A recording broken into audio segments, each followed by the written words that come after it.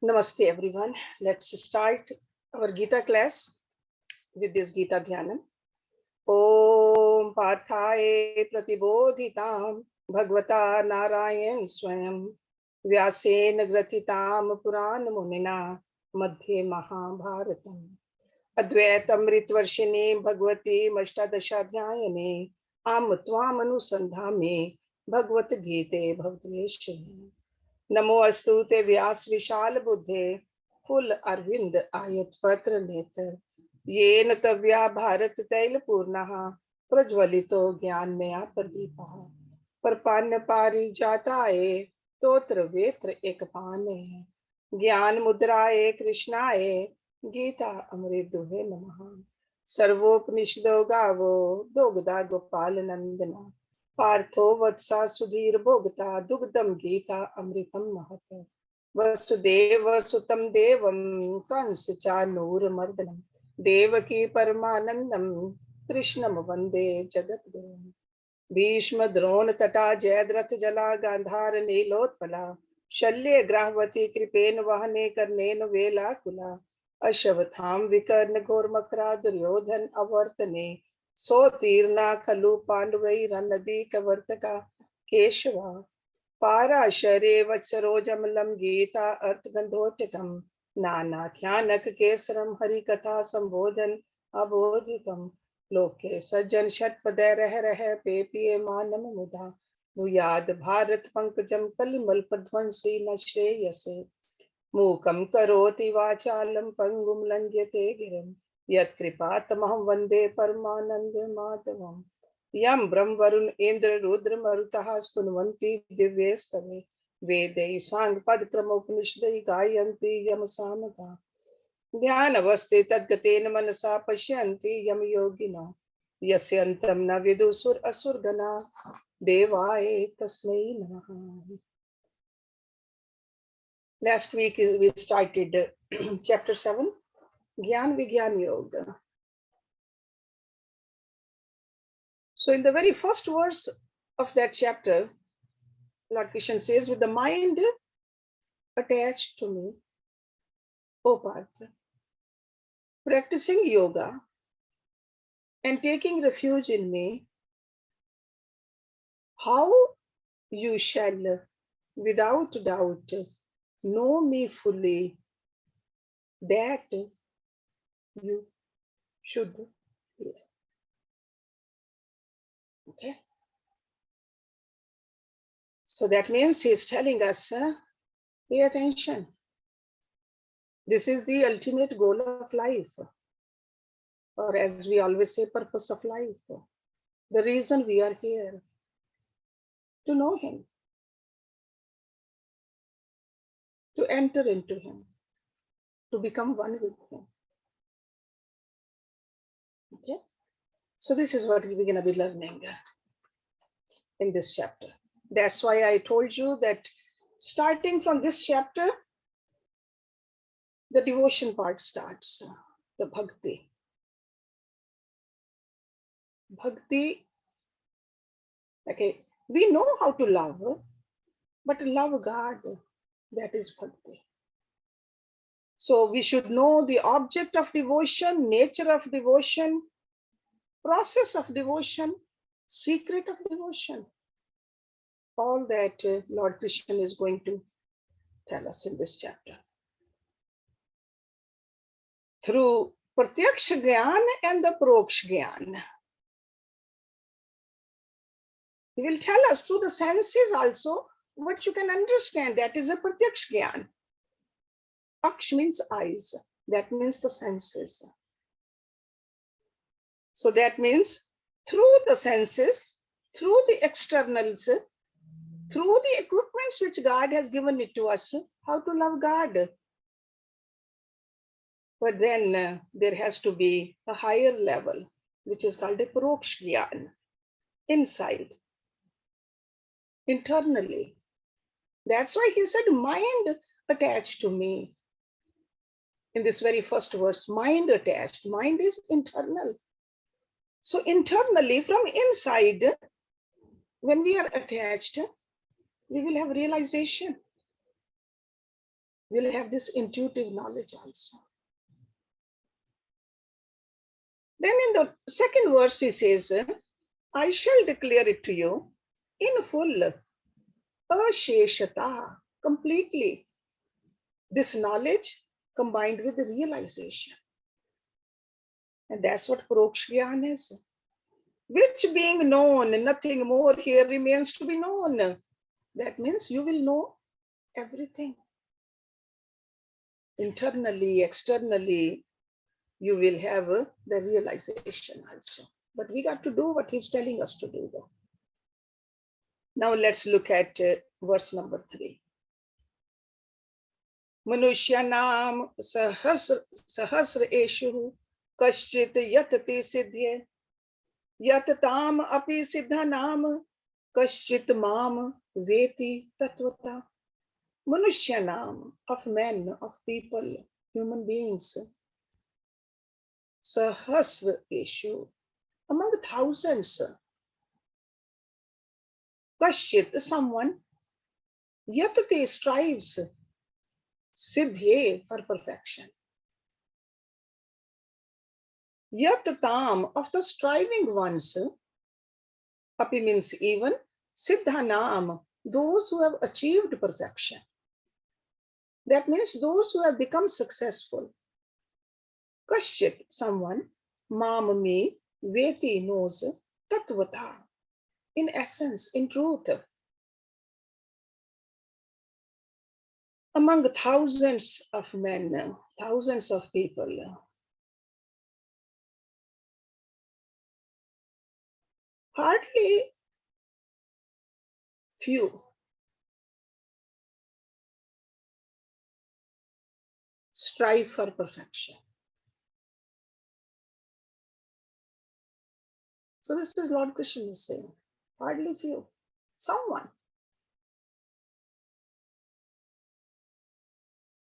Even among those successful strivers who are striving, they are successful in striving, hardly one knows me in essence.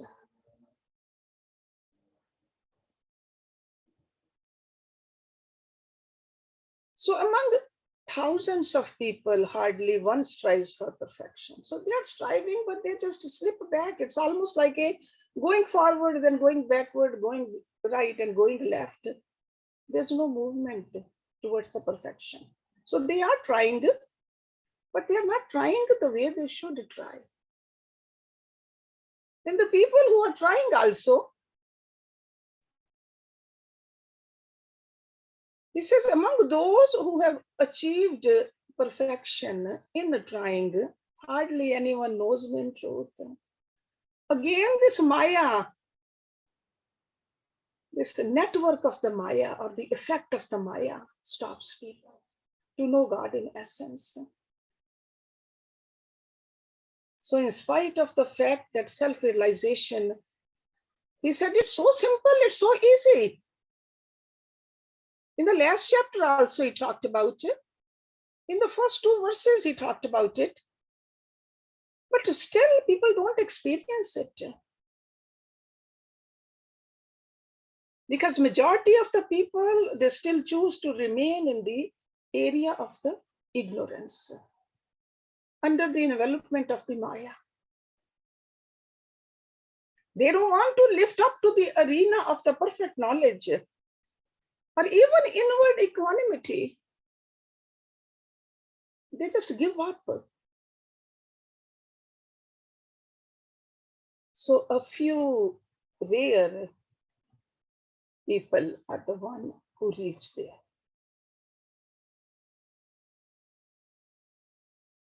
Even though he says it's easy, but he is putting the responsibility for not realizing the self upon the individual seeker himself. Because ultimate responsibility is ours.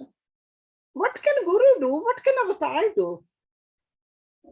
They can only show us the path.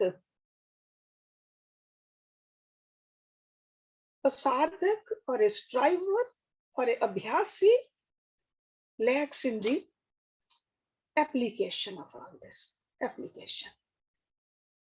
So this Siddh word is a key word over here. Sure, it's perfection. It means also fulfillment. Whenever we solve a problem, we say, Siddh kar di problem. Siddh. Siddh word is a very deep word actually. Even when they say that they're cooking something, they say, Siddh ho gaya. Rice, fully cooked, Siddh rice. Success, performance, accomplishment, supernatural powers. Lot of meanings after Siddh. They say, Ashta Siddhi. We hear about that also. Supernatural powers, Siddh. But over here, he's saying that these ideas and the ideals which I have talked about, which are very necessary to readjust a personality. Very few people, hardly anyone, is applying it. So of the thousands, intelligently understood it. So intellectually we understand it, the theory, the text, but a few sincerely apply themselves to live fully the yogic way of life. See, there are two ways we can live a life, yogic way or bhogik way. When we keep God in our mind all the time, goal is God. That is a yogic way. When the world is in our mind, everything else other than God is the world. That is a bhogik way. So if our life is lived a yogic way, then we are applying ourselves. This is only a rare few come to know me in my real nature. As I said earlier, the Guru can create enthusiasm in us, because by being close to a Guru, we catch that enthusiasm. We definitely, Guru teaches us how to concentrate. From Guru, we learn how to be sincere also. So we raise, he helps us to raise towards that. He shows the path, but then walking we must do.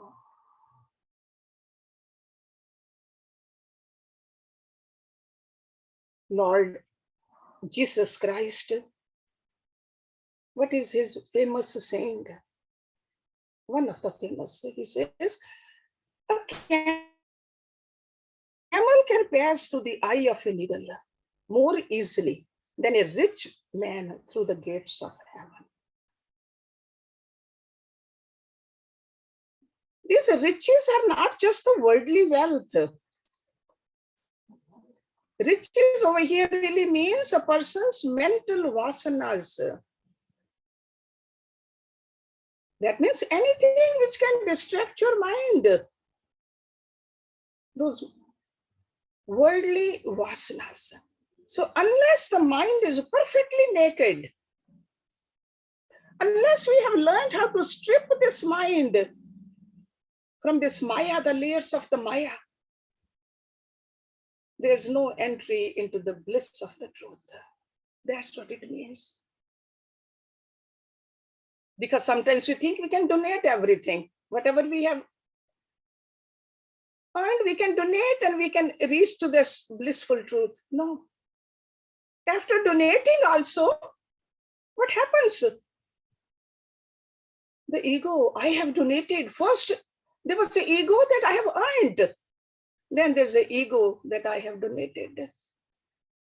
Mind is not naked. Mind has to become naked, transparent, completely. But we, the students, should not feel disappointed or desperate. This is not a pessimistic declaration.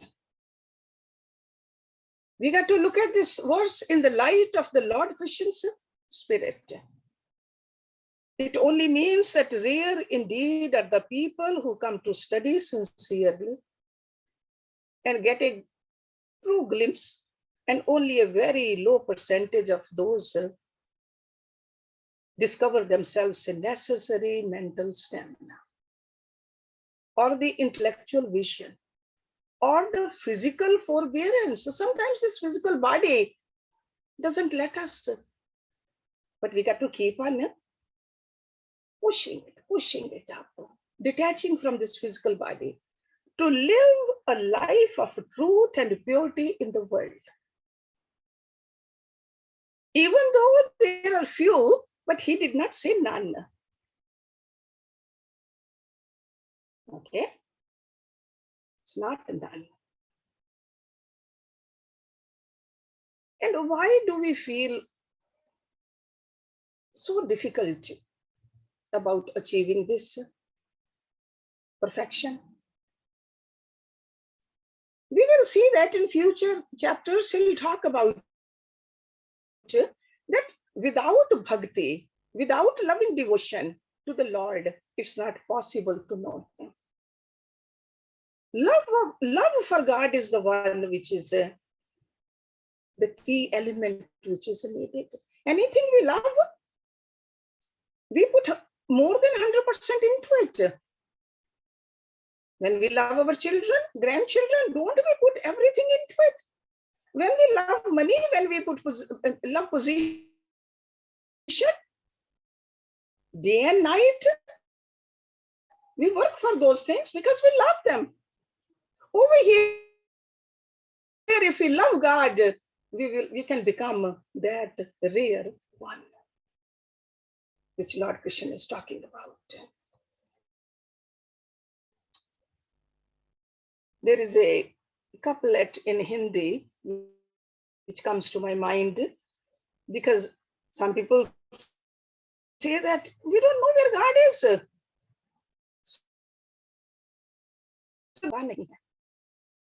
We don't know where God is. He says, तुझे खोजने के हद तक कोई खोजता नहीं है. That means we don't apply ourselves. We give up too easily. We get distracted too easily. We'll see in chapter 8, he will tell us that although he's all pervading, all living beings are situated in him, yet he can be known only through devotion. Then again in chapter 11, verse number 54, he says, "Oh Arjun, by devotion alone and by no other means can I be seen as I am." So Bhakti, chapter 18, the last chapter, Moksha Yog, he says, only by loving devotion does one come to know me. So he repeats it again and again. We got to listen to Lord Krishna. His words very powerful. Since this chapter's title is Jnana Vignana, so he's talking about Jnana also, the worldly knowledge also.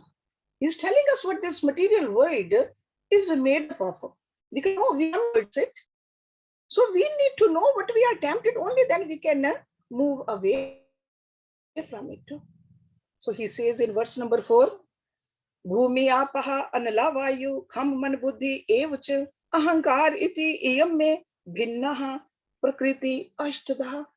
Bhumi, earth, apaha, water, anal, fire,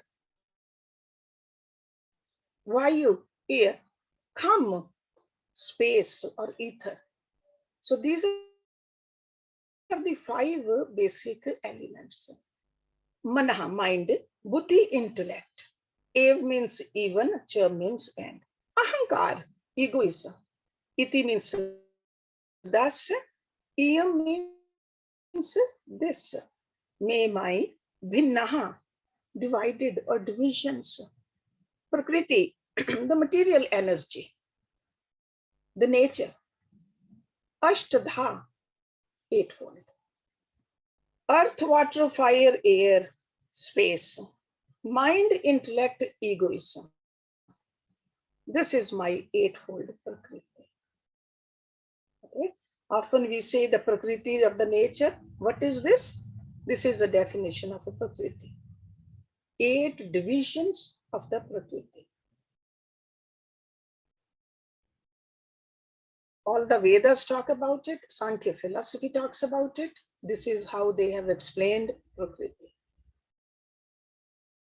According to the Vedic seers, the spiritual factor presiding over a given matter envelopment gives the dynamism to this inert Prakriti. Dynamism. Otherwise, it's inert. Prakriti itself is inert. So very scientifically, he is explaining it to us how the eternal and the perfect comes to express itself as a world of polarity in this Prakriti. So the material energy, the Prakriti that composes this world amazingly. There's a lot of complexity. It's like a fathomless. Hard to even understand this beautiful Prakriti. He's classifying it, categorizing it. He's making it slightly comprehensible for us. Because intellect itself is finite, and we use our intellect to understand this. So that's why he's making it a little easier for us. I mean, sure, Bhagavad Gita a little over 5,000 years ago, but before that, Vedas talked about it, way before that also. But over here, Lord Krishna is putting it into the simple language for us, where we can understand it. So the Prakriti, the matter envelopment, and we learn in the next verse, the Purush, the spirit factor.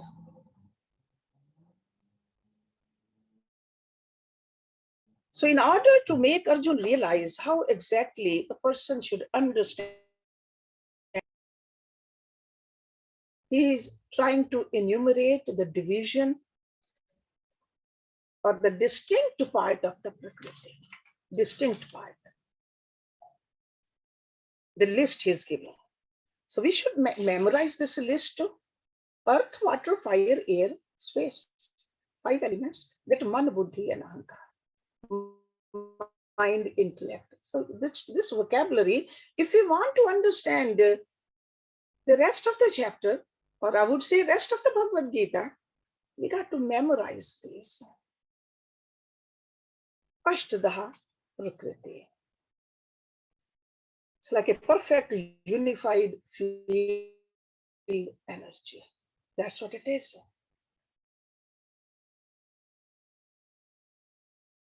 It's a manifestation. This is its Maya. He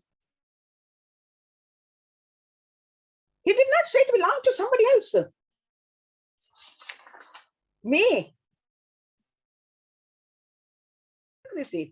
I am the owner of it. But it is just one material energy that has unfolded into all these shapes, all these forms, with the combination, permutation. This is what it is outside, manifestation, the whole world. So 3 levels of the sense perceptions, mental perception. It's a continuous sense of I-ness. And that's what the ahankar is, the ego which is talking about. Me and mine, that is ahankar. So this is all. What's number 5? Aparaha iyam itatu anyam prakritim vidhi me param jeev bhutam mahabaho yaya idam dharyate jagat. Aparaha, lower. Iyam, this.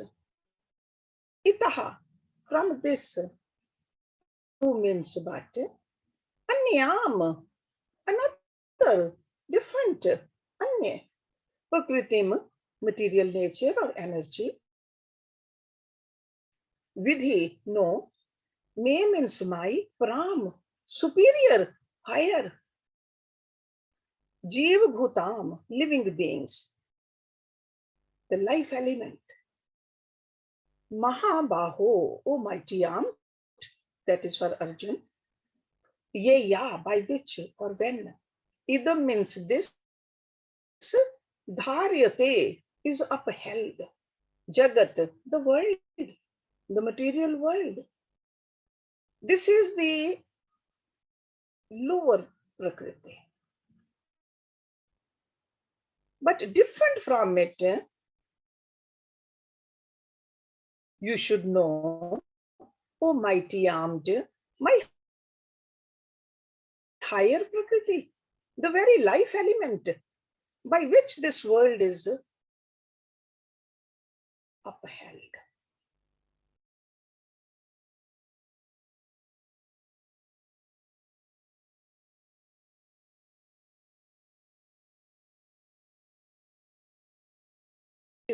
The Atma.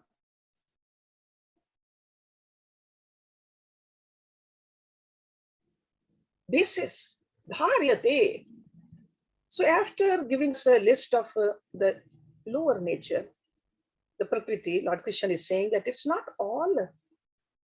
There is something higher than that. Higher nature which is constituted of pure consciousness and awareness.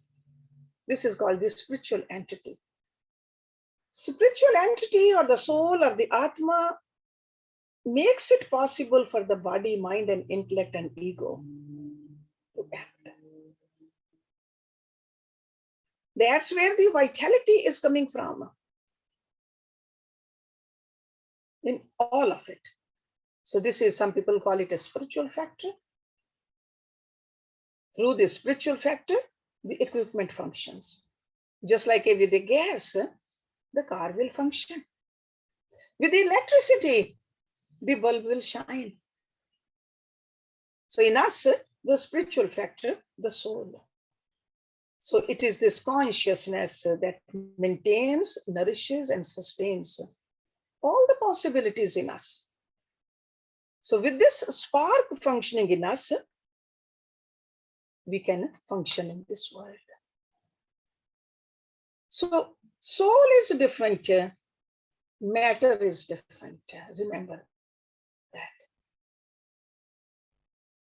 Okay, soul is different, matter is different. So we have a Atma, and then we have rest of its matter, that Prakriti. And God is different. God, as we call God. Matter is inert, sentient, insentient, while the soul is sentient. And God is supremely sentient. Supremely. Because it is a source of both, source for the Prakriti also, and the source for the Atma also. So remember three entities. Matter or the Prakriti, Purush, the Atma, the soul. So matter can change. Purush does not change. And God is the controller of the both. So by meditating on God, uniting with Him, becoming more like Him, the soul can be freed from the world's illusion, which is this Maya. See, this universe it stays in the space. This space rests upon the concept of the space. And that is in our mind also. Mind gets its support from the judgment of the intellect. Decision of the intellect is known and realized by the consciousness in us. And the spiritual entity is the ultimate support for the entire Jagat. So that's why ultimately the substratum of all of this is the God. This is what he's trying to tell us. And Jagat really means not just the physical things.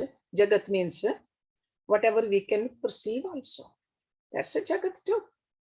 With our mind, any kind of a concepts, any imaginations, any experiences, interpreted by our mind and intellect also. So that's why Lord Krishna says that the higher Prakriti, the principle of consciousness, is that by which this entire world of experiences is sustained. Now let's look at the verse number 6. Etat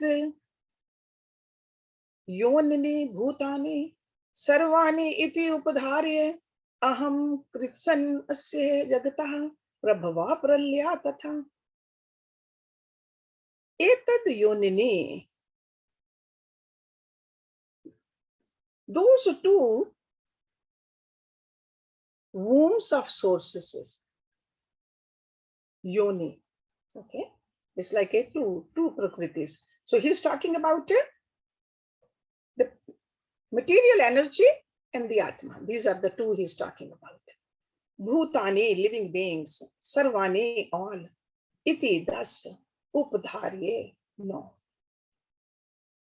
Aham, I, kritsanyasya, entire of the whole, jagataha, of the world, creation, prabhava, source, pralya, dissolution, tatha means also. Know that these two prakritis, so he's calling the atma prakriti like a higher prakriti. Okay, the lower prakriti is the material energy, higher is atma. So these two are the womb of all beings. So I am the source and dissolution of the whole universe.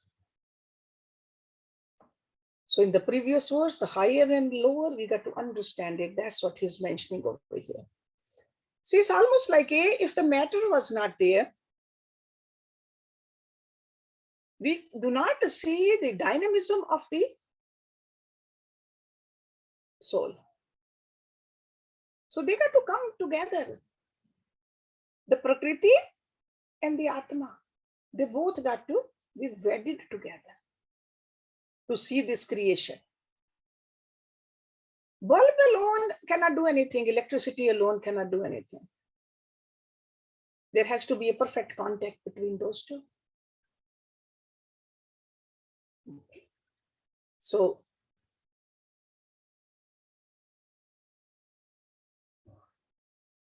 the spirit, when it comes to function through the five layers of matters, it will discover itself. It expresses itself through many, many possibilities. So we got to keep this idea in mind when he says these two are the womb of all beings. So all life, any kind of a life in this material realm comes into existence by the combination of these two. So even a tree which we see, or a seed is sprouting, or an egg is hatching, there is a higher soul in there too. Got to remember that. So all life in the material realm comes into existence by the combination of the souls and matter. God is the origin of both of these energies. The entire creation manifests from God. That's why we say he's the father, he's the mother, he's everything to us. And we have forgotten him.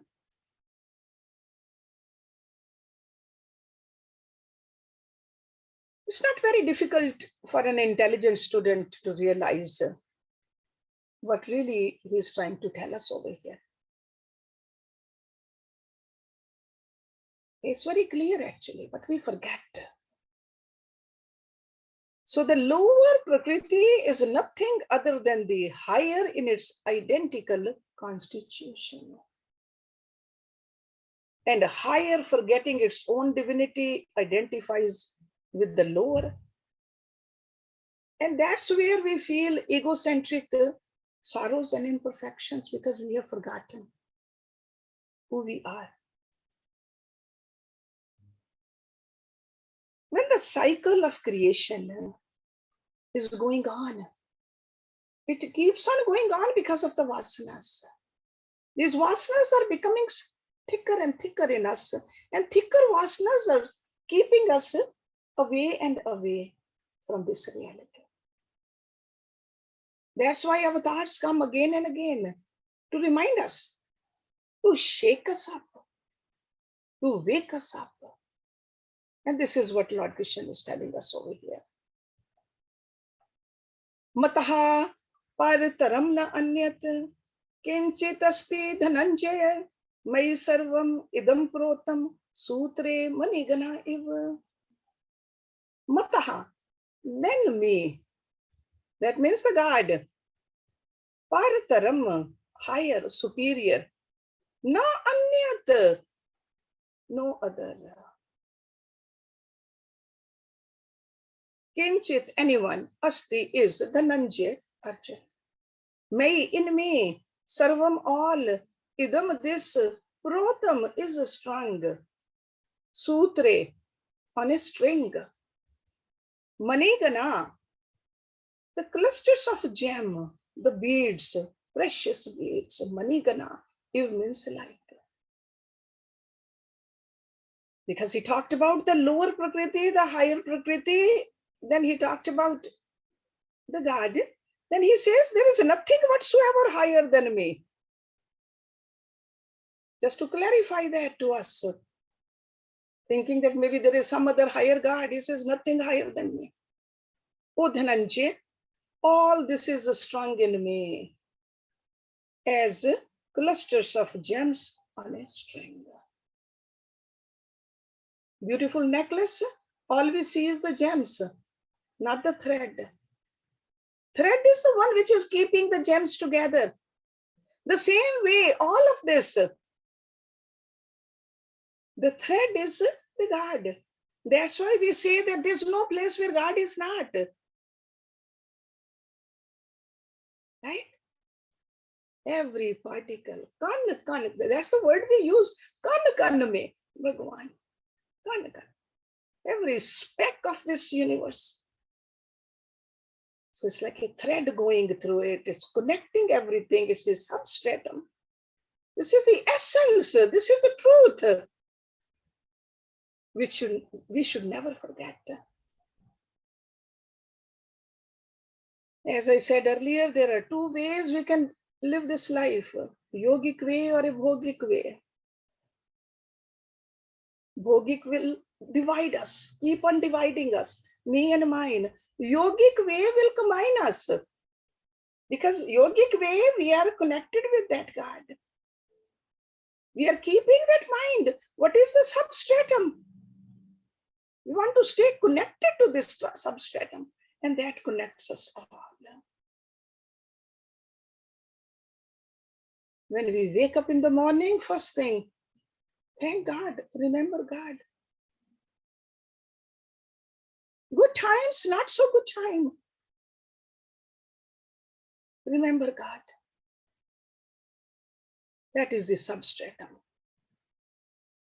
Just like after waking up, a waker, there is nothing of the dream world for his recognition. Dream world doesn't even exist. It was just a dream. So that's what we should remember. Stay awakened to this reality. That self is one and the same in all the forms. God is the common factor. Sometimes we just say that, no, I am connected through a bloodline, my blood relatives. Or sometimes we say, no, from my village, my community, my last name, my country. Lord Krishna is telling us, Lord is the common factor. In all forms in the universe, not just only the human forms, all forms.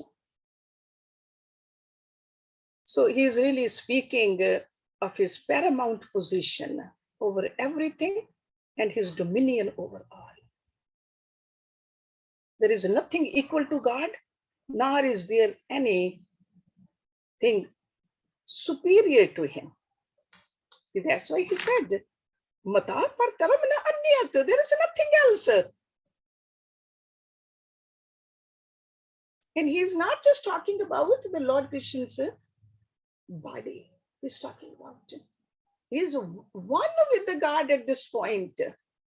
I have mentioned it too many times that after Mahabharata, Arjun wanted to know this philosophy again. He said, can you tell me? He said, no, that was a different time. So this time, at this point, he was unified with them. So God is the one who's holding us all, just like that sutra, the thread holds the money. And normally thread is unseen. In a good necklace,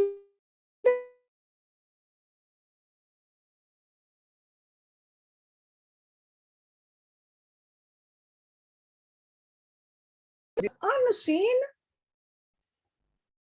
but it's going through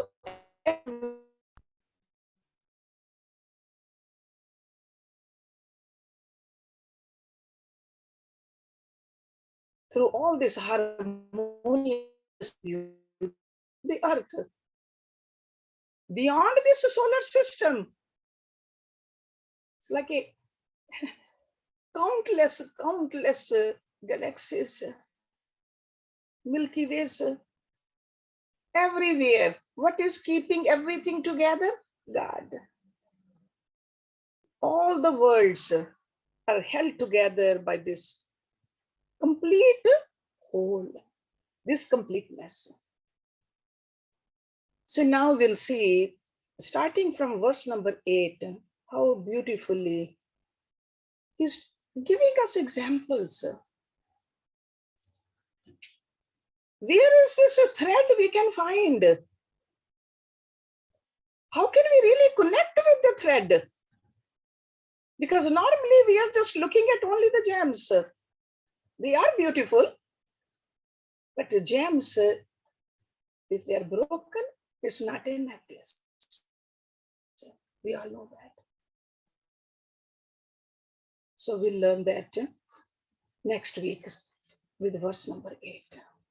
Om Purnamada Purnam Idam Purnat Purnam Udachyate Purnase Purnamadaya Purnameva Vishishyate. Om Shanti Shanti Shanti Om. Thank you very much.